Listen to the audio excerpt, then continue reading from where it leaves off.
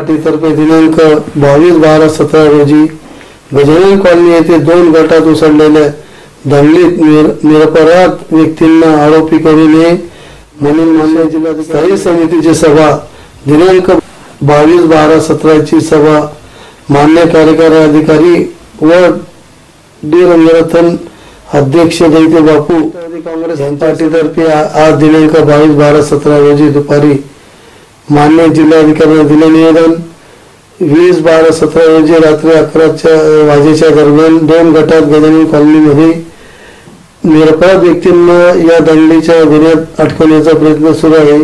नशा करणाऱ्या व्यक्तींमुळे 2 गटात तणाव निर्माण झाला होता। वेळीच पोलीस प्रशासन व सामाजिक कार्यकर्ते यांनी मध्यस्थी केली म्हणून शांततेने आवाहन करून दोन्ही गटांना शांत केले। या अगोदर भयानक जाती दंगलीची पार्श्वभूमी या शहराला आहे।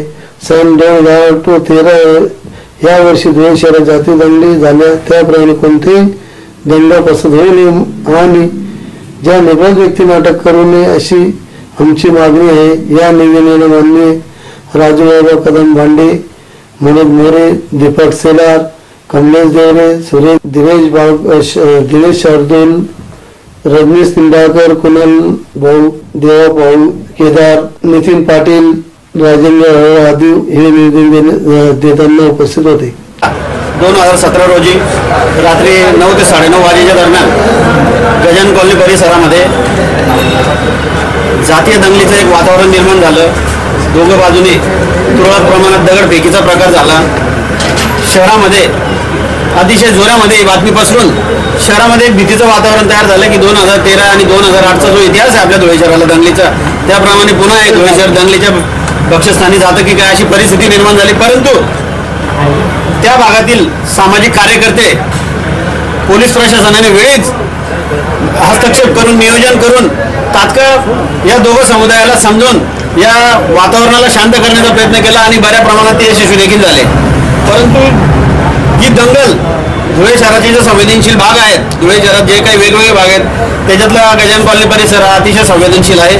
येथे दरवेळेस 2 समुदायाचे म्हणजे हिंदू मुस्लिम भागातले 2 तरुण असतील त्यांचा वाद जरी झाला तरी तो जातीय दंगली भरतो, वाद जातो। त्याच्यामुळे इथे एक तात्पुरती डागडुजी न करता पोलीस प्रशासनाने योग्य पद्धतीने पावलं उचलून त्या परिसरामध्ये कायमस्वरूपी पोलीस चौकीचं निर्माण केलं पाहिजे। एक सक्षम अधिकारी त्याच्यासोबत एक काही 8-10 पोलीस कर्मचाऱ्यांची नियुक्ती करून कायमस्वरूपी वॉच या एरियावर ठेवला पाहिजे। या एरियामध्ये जे काही परवा घटना घडली ती दंगल खरोखर हिंदू मुस्लिम या दोघं समुदायाचीच होती का की दुसरं काही याचंही संशोधन त्या भागात झालं पाहिजे। दगडफेकीचे प्रकार झाले त्याच्यामध्ये जे कोणी जबाबदार असतील त्यांना कुठल्याही परिस्थितीमध्ये माफी दिली नको पाहिजे, कुठल्याही परिस्थितीत त्यांना पाठीशी घातलं नाही पाहिजे। परंतु याच्यामध्ये एक चुकीच्या पद्धतीने वातावरण निर्मिती झालेली आहे। काही निरपराध लोकांना याच्यामध्ये आरोपी करण्यात आलेले आहे असं आम्हाला माहिती मिळालेली आहे। काही लोक धुळ्यातच नव्हते, त्यांचीही नावं येऊन गेलेले आहे। काही सामाजिक कार्यकर्त्यांनी वेळेत जर हस्तक्षेप केला नसता तर दंगल धुळे शहरभर पसरली असती।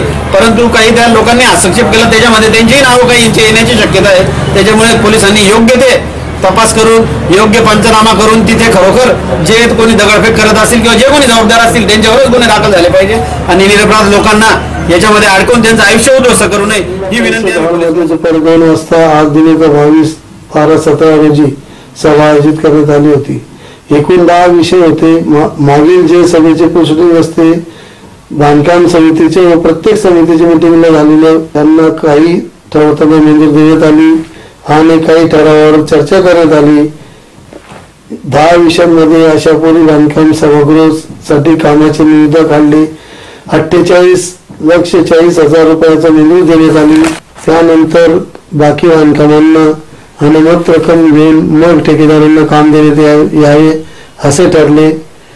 सुरक्षा आठवण म्हणून त्यांच्याकडून डिपॉझिट घेतली जात असते। शिवाय गाव शिंदखेडा विरदेल शिंदखेडा निमगोड सातारे या ठिकाणी रस्ते दुरुस्ती करण्यासाठी स्थायी समिती दैत्य बापू, कार्यकारी अधिकारी गंगाधर सोबत सर्व सदस्य उपस्थित होते। अधिकारी कर्मचारी सर्वजण या स्थायी समिती सभेला उपस्थित होते। कमिशनर ऑफिसला फोन पण केला आणि त्यांनी सचिवांना नागपूरला कॉल करून जे आपण पैसे परत करायचे ते आपण थांबून केले तर ठीक आहे थांबून द्या आम्ही याच्या बाबतीत शासनावर सर्वांना गाईडलाईन देतो. तर त्याच्यामुळे आपण जे पैसे परत केले नाही बाकी जिल्ह्यांच्या